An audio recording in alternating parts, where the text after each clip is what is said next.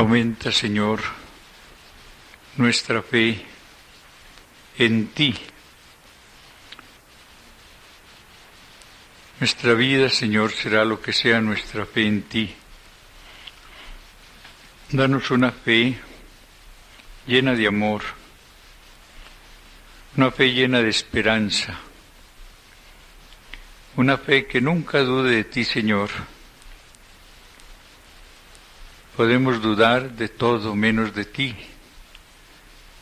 porque tú eres la verdad, tú nunca fallas. Pero que no tengamos, Señor, una fe que se quede únicamente en la mente, una fe que llegue también al corazón, que llegue a nuestra voluntad, que nos arrastre hacia ti. Tú has empleado la palabra seducirnos. La seduciré y la llevaré al desierto y hablaré a su corazón. Haz eso con nosotros, Señor. Derrama tu Santo Espíritu sobre cada uno de nosotros en esta tarde en mayor plenitud. Y danos ahora el mensaje que nos tiene reservado para esta tarde. Pon, Señor, tus palabras en mis labios. Llega tú, con tu verdad y con tu paz a todos nosotros. Pedimos, Señor, también ahora la protección maternal de María, que ella ore en esta tarde por todos sus hijos, por todos nosotros. Vamos a centrar esta última reflexión en el capítulo 21 de San Juan, el último. Pero antes quiero leer estas palabras del capítulo 20, cuando el Señor se aparece a los discípulos. Nos dice San Juan al atardecer de aquel día, primero de la semana, estando cerradas por miedo a los judíos las puertas del lugar donde se encontraban los discípulos, se presentó Jesús en medio de ellos y les dijo: la paz con vosotros. Dicho esto, les mostró las manos y el costado. Los discípulos se alegraron al ver al Señor, y Jesús repitió: la paz con vosotros. Como el Padre me envió, también yo os envío. Dicho esto, sopló sobre ellos y les dijo: recibid el Espíritu Santo. Habrán observado al leer o al oír esta lectura cómo el Señor, en esta aparición a sus discípulos, no procede inmediatamente a darles el Espíritu Santo. Él se da cuenta de la realidad en que están, de la situación en la cual se encuentran. Son unas personas dominadas por el miedo. Están en el cenáculo con las puertas cerradas por miedo a los judíos. Y son unas personas que no tienen paz. Tienen un gran complejo de culpa, porque ellos habían huido en el momento de la prisión del Señor, porque ellos, a pesar de todo lo que habían prometido, lo habían dejado solo. Y el Señor sabe muy bien que para poder experimentar el amor de su Espíritu necesitamos primero esta sanidad interior, de la cual ustedes han oído hablar ampliamente en otros ejercicios y que también han conocido bastante en este retiro.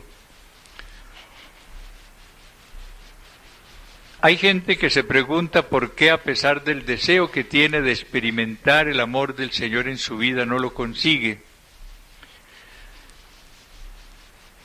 Nunca puede darse una respuesta exacta para estas preguntas, porque realidades como estas pueden tener muchas causas, pero en muchos casos la razón es precisamente la falta de sanidad interior de la persona. Una persona que esté dominada por el miedo infundado, pues no puede experimentar esa seguridad de la presencia amorosa del Señor en su vida. Una persona que no tenga paz interior no va a experimentar tampoco el amor del Señor. La persona que esté dominada por los complejos, sobre todo el de culpa, que es tan tremendo, que se opone directamente a la experiencia del amor de Dios, pues no va a disfrutarlo.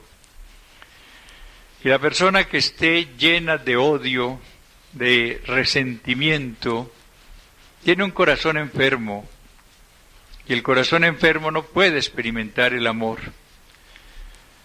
Por eso el Señor, como lo dijo en la sinagoga de Nazaret, leyendo las palabras del capítulo 61 de Isaías, viene ungido por el Espíritu a sanar los corazones rotos, a sanar los corazones heridos. Yo quiero recomendarles que ustedes entren desde hoy en un proceso de sanidad interior, pero con el Señor. La sanidad interior no se consigue en un momento, en una oración que se haga con esta finalidad. Allí se consigue algo o mucho, pero la totalidad de esa sanidad interior no se puede lograr sino a lo largo de un proceso que dura inclusive la vida. ¿Y cómo se entra en ese proceso de sanidad interior? La sanidad interior se consigue, en parte por lo menos, mediante el ministerio de otra persona, cuando alguien ora por sanidad interior. Ustedes han experimentado cómo cuando han orado por ustedes, aún sin ser larga la oración, salen con alegría, salen con paz, salen con descanso, notan un cambio muy grande. Pero hay una sanidad más importante y es la que el Señor realiza directamente, personalmente, en el encuentro con Él en la oración a lo largo de la vida. Si ustedes creen en el amor, como dice San Juan, es una frase maravillosa la que tiene en su primera carta, hemos creído en el amor, y se acercan, aun cuando tengan una situación terrible, al Señor para decirle, tú viniste a sanar los corazones rotos. El mío está vuelto trizas. El mío está muy herido por esto y por aquello. Sánalo, Señor. Y esa persona se pone delante del Señor para que Él vaya obrando. Él se manifestará. Pueden pasar horas sin que la persona experimente nada. Pueden pasar días. Pero sin ella darse cuenta, irá experimentando el cambio interior. Uno cuando tiene una herida no ve cuándo está sana. De pronto a los 8 días o a los 20 días se da cuenta de que sanó, pero no ha visto el proceso de la recuperación de esa llaga. Es lo que va pasando en el interior. El Señor va proyectando, digamos así, los rayos de su amor a esa herida y empieza a cicatrizarla poco a poco. Y la realidad de esta sanidad se ve y se comprueba por el hecho de que el recuerdo que tiene uno después de pasado un tiempo de esas heridas ya no es el que tenía antes. Ya no le causa aquel escozor, aquel rechazo, aquella rabia de antes, sino que empieza a recordar la herida con paz. Y puede llegar la sanidad a tal punto que recuerde con suprema serenidad y aún con alegría momento doloroso de su vida. El Señor obra mucho a través de personas, pero Él también se reserva unas acciones directas sobre la persona. Y es lo que uno va consiguiendo del Señor cuando pasa ratos con Él. Yo quisiera dejarles como programa de este retiro esas palabras que han oído tantas veces del versículo 38 del capítulo 10 de San Lucas. María, sentada a los pies del Señor, escuchaba su palabra. Aprender a buscar ese lugar maravilloso, los pies de Jesús. Allí guardar silencio, allí decirle todo lo que sientan, si tienen rabia, si tienen angustia, si tienen inseguridad, cuéntenle todo. Abrirle los sentimientos al Señor es algo maravilloso. No hay por qué ocultarle a Él nada, cualquier situación, exponérsela. Tener a veces la serenidad, estar allí como quien está contemplando un amanecer. Son distintas situaciones las de las personas y distintas las situaciones de la misma persona. Pero con su situación concreta de cada día, postrarse a los pies del Señor. Aprender a dejarse amar por el Señor. Miren, uno de los grandes reclamos que el Señor va a hacernos, no nos lo hace ahora porque quizás no lo entendemos, va a ser ese: ¿por qué no te dejaste amar más por mí? Él nos va a preguntar si lo amamos, pero nos va a preguntar también si nos dejamos amar por Él. Hay gente que cuando oye esta frase inclusive como que se desconcierta. La gran realidad es que Dios es amor, que su deseo es comunicar su amor y que el reclamo que tiene que hacernos con frecuencia es ese: ¿por qué no te dejas amar más por mí? En esa permanencia a los pies del Señor, creyendo en su amor, ustedes irán recibiendo a lo largo de un proceso su sanidad interior. Si necesitan ir a un médico, vayan, pero tengan primero como médico a Jesús. Puede ser que necesiten ir a un especialista, háganlo, pero que con especialista o sin especialista, ustedes tengan al Señor como a su médico divino.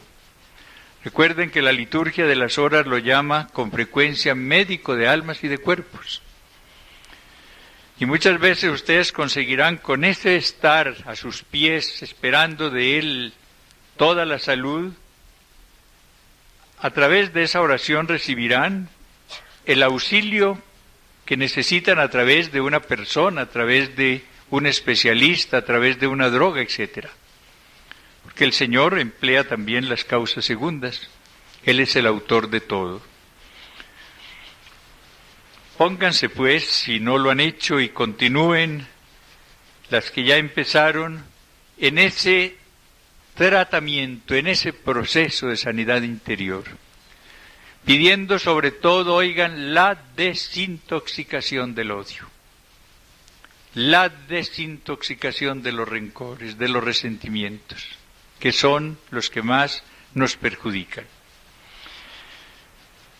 Este capítulo 21 es maravilloso por varios aspectos. En primer lugar, por la proclamación que hace San Juan del señorío de Jesús. Al amanecer estaba Jesús en la orilla, aunque los discípulos no sabían que fuese Él. Esta frase hay que entenderla en este sentido. Jesús tiene un cuerpo resucitado que es totalmente distinto al que tenía antes. Uno a veces cree que la resurrección de Jesús fue lo mismo que la resurrección de Lázaro. No, son totalmente distintas. Lázaro recibió al ser resucitado por Jesús el mismo cuerpo que tenía antes y siguió viviendo con ese cuerpo hasta la otra muerte. El cuerpo de Jesús resucitado es totalmente diferente. Nosotros no sabemos cómo es un cuerpo resucitado. Sabemos que existe, pero no más. Pero siempre tengan presente esa diferencia. Y por eso entendemos cómo los discípulos que habían conocido tanto a Jesús, pues ahora no lo distinguen, no lo reconocen, porque está presente allí con su cuerpo resucitado. Díceles Jesús: muchachos, ¿tenéis pescado? Ese diálogo que el Señor quiere tener siempre con nosotros. Él no es la persona majestuosa que llega únicamente a dar órdenes o a dar normas, no, entabla el diálogo. Muchachos, ¿tenéis pescado? Le contestaron no. Él les dijo: echad la red a la derecha de la barca y encontraréis.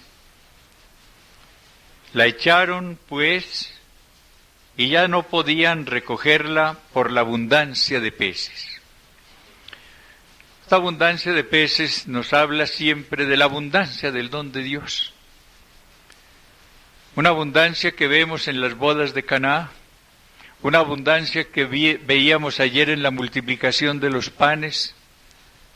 Con ellos alimenta millares de personas y sobran todavía 12 cestas llenas de trozos que no han querido ya comer porque estaban saciados. Aquí esta red se llena de peces.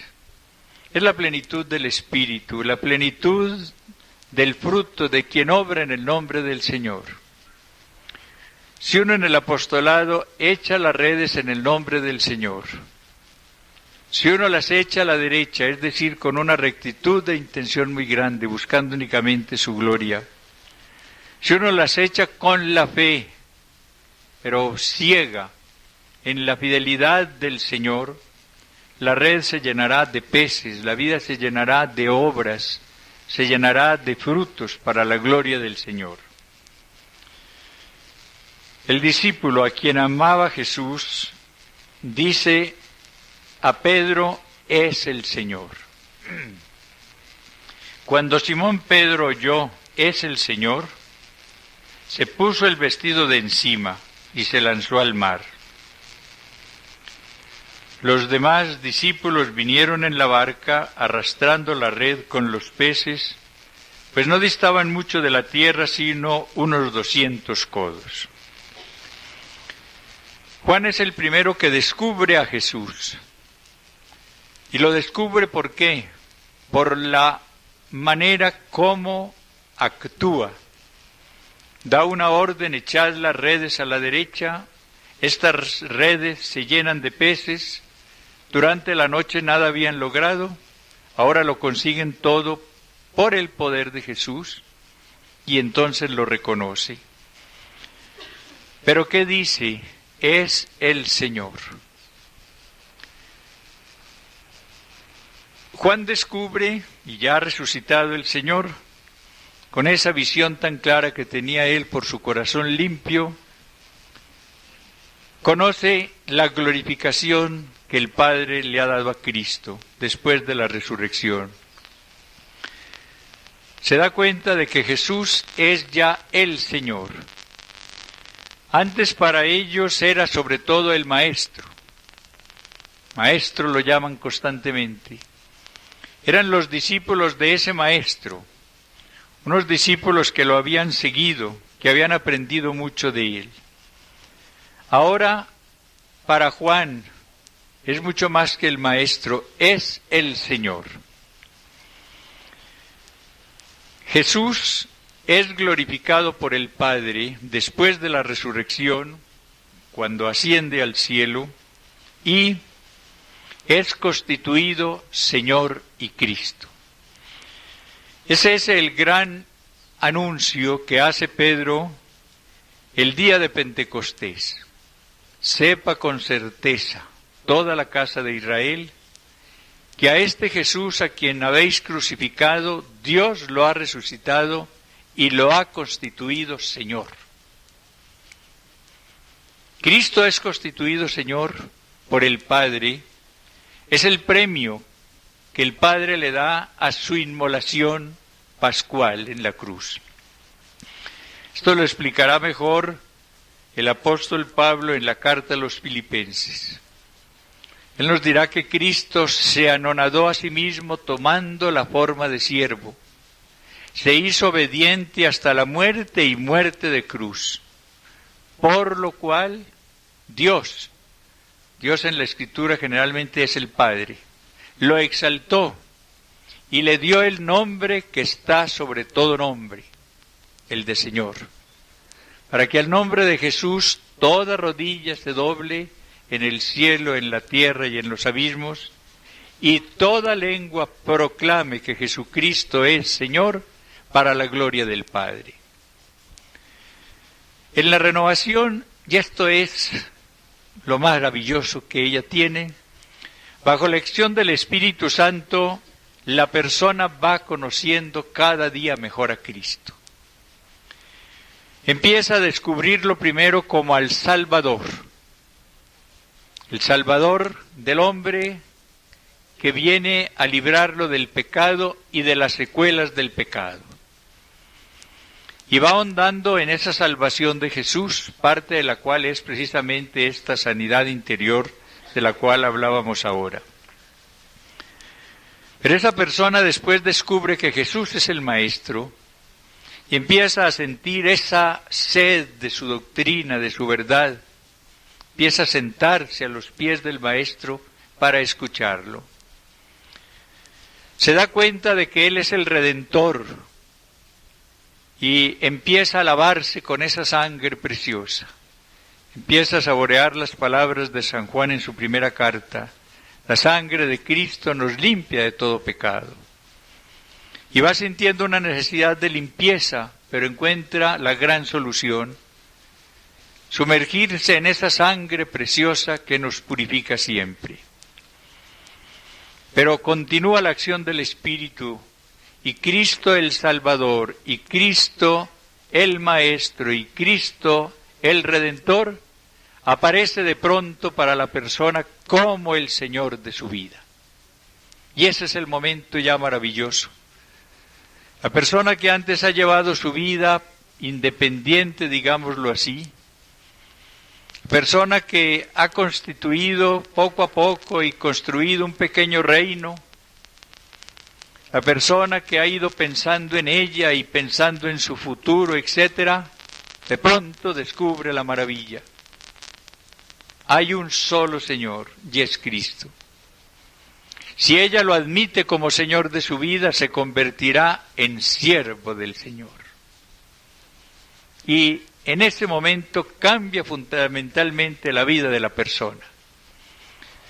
Cuando bajo la luz del Espíritu hace este descubrimiento de Juan, es el Señor, y se abre para que Él entre como Señor, y le dice: destruye en mí todo ídolo, todo lo que impida tu señorío en mí, y cambia la posición de pequeñito Señor en la de siervo del Señor. Desde ese instante la vida empieza a cambiar fundamentalmente. La vida del siervo es la maravillosa. Cuando la persona, como María, se considera la esclava del Señor y le dice: hágase en mí según tu palabra, y no tiene ya más programa que conocer la voluntad de su Señor y realizarla, la vida es maravillosa. Y cuando la síntesis de la persona es vivir como un siervo que espera la venida de su Señor, esa vida es fundamentalmente distinta de la de antes. Siervos que esperan la venida de su Señor. Ya no tiene intereses propios, busca los intereses de su Señor. Ya no tiene un programa personal. Su programa es hacer la voluntad de su Señor. Ya no está buscando gloria propia, está buscando la gloria de su Señor. Ya no le preocupa ni la muerte, al contrario, la ve con paz y aún la desea, porque será el encuentro pleno con su Señor. y la gran ambición será oír en el momento de esa muerte estas palabras: alégrate, siervo bueno y fiel, entra en el gozo de tu Señor. San Pablo, que vivió esta realidad de una manera tan plena, escribe en la carta a los romanos estas palabras: si vivimos, vivimos para el Señor. Si morimos, morimos para el Señor. En la vida y en la muerte somos del Señor, porque para esto murió y resucitó, para ser Señor de vivos y de muertos. La vida pierde sus complicaciones. Uno se acerca con sus limitaciones, con sus miserias, a un Señor que es el amor, y allí encuentra la plena paz. Cristo, Señor de nuestras vidas. Poder decir al mirar a Cristo: es mi Señor. Y decir esa palabra, mi Señor, con una profunda alegría. Y tener uno la seguridad de que no se puede cambiar por nadie, si es el siervo del Señor. Y si de veras ha proclamado a Jesús Señor de su vida. Hay un detalle después en este capítulo que tiene un gran sabor y una gran lección. Al saltar a tierra ven que había unas brasas, un pez sobre ellas y pan. Díceles Jesús: traed algunos de los peces que acabáis de pescar. Subió Simón Pedro y sacó a tierra la red, llena de 153 peces grandes. Y aun siendo tantos, no se rompió la red. Jesús les dice: venid a comer. Ninguno de los apóstoles se atrevía a preguntarle: ¿quién eres tú? Ya sabían que era el Señor. Es maravilloso ver a un Jesús resucitado, perfecto Dios y perfecto hombre, dedicado a prender un fogón, a juntar unas brasas, a encenderlas, a colocar sobre ellas un pescado, a cocer allí un pan para darle un desayuno a sus amigos. Solamente Juan, porque vio esto, puede contarlo. A nadie se le habría ocurrido. La majestad del resucitado, como uno se le imagina, y con toda su grandeza, dedicado en una orilla a prender un fogón, a preparar un desayuno, pescado y pan para sus amigos. Qué bueno que nosotros fuéramos entrando poco a poco en el conocimiento del corazón del Señor. Y que le dijéramos con frecuencia: enséñame cómo es tu corazón. Y que fuéramos conociendo de veras la ternura, la delicadeza, los detalles del amor del Señor. El amor se alimenta de detalles, los detalles cuentan mucho en el amor, y el amor del Señor está lleno de detalles, y este es maravilloso. Creamos en ese amor del Señor y tengamos la seguridad de que nada de lo nuestro es indiferente para el Señor. Y que si empezamos a confiarle toda nuestra vida como siervos a su Señor, Él irá velando por nosotros. Cuando la persona se abandona en los brazos del Señor, cuando cree en ese amor tan delicado del corazón del amado, empieza a ver manifestaciones del amor del Señor en los detalles. Y esos detalles conmueven mucho. A veces tal vez no progresamos en el amor porque nos lo imaginamos como una cosa ya especulativa y olvidamos que es una vivencia y que la vivencia se va manifestando a través de circunstancias, a través de detalles. Así es también el amor del Señor. Aquí terminan todos sabiendo que era el Señor. Primero es Juan. Pero Juan hace el gran anuncio del señorío de Jesús, los demás lo admiten y todos reconocen al Señor. Cuando uno proclama a Jesús Señor de su vida, lleva ese mensaje a los demás y mucha gente termina proclamando también el señorío de Jesús. Y termina esta reflexión con la triple pregunta que hace el Señor a Pedro. Después de comer, antes leamos este detalle para lo que voy a explicar ahora. Viene entonces Jesús, toma el pan y se lo da, y de igual modo el pez. Después de comer, dice Jesús a Simón Pedro, Simón de Juan, ¿me amas más que estos? Le dice él, sí, Señor, tú sabes que te quiero. Le dice Jesús, apacienta mis corderos. Vuelve a decirle por segunda vez, Simón de Juan, ¿me amas? Le dice él, sí, Señor, tú sabes que te quiero. Le dice Jesús, apacienta mis ovejas. Le dice por tercera vez, ¿me quieres? Y le dijo, Señor, tú lo sabes todo, tú sabes que te quiero. Le dije Jesús, apacienta mis ovejas. La pregunta que el Señor nos formula ahora, al terminar el retiro prácticamente, es esa. ¿Me amas? Y me amas más que estos, por lo mismo que yo te he amado tanto. ¿Por qué el Señor hace a Pedro esta pregunta? Él sabía todo, como el mismo Pedro se lo dice. ¿Por qué el Señor exige esa triple manifestación pública del amor en la persona de Pedro? Porque quería sanarlo de su complejo de culpa, para que pudiese cumplir muy bien la misión de vicario suyo que él le había confiado.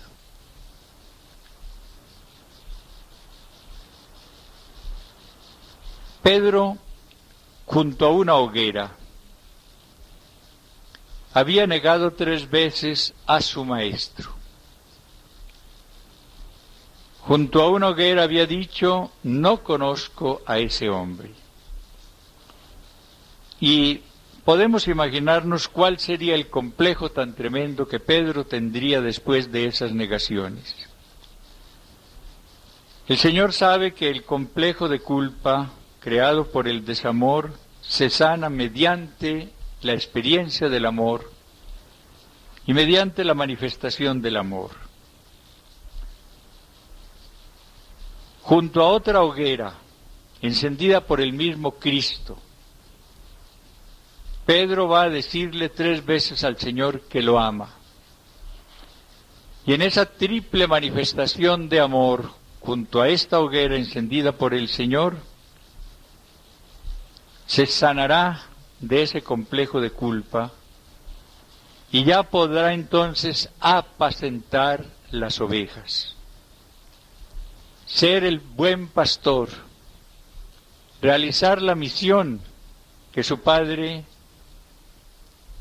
por Cristo le ha encomendado.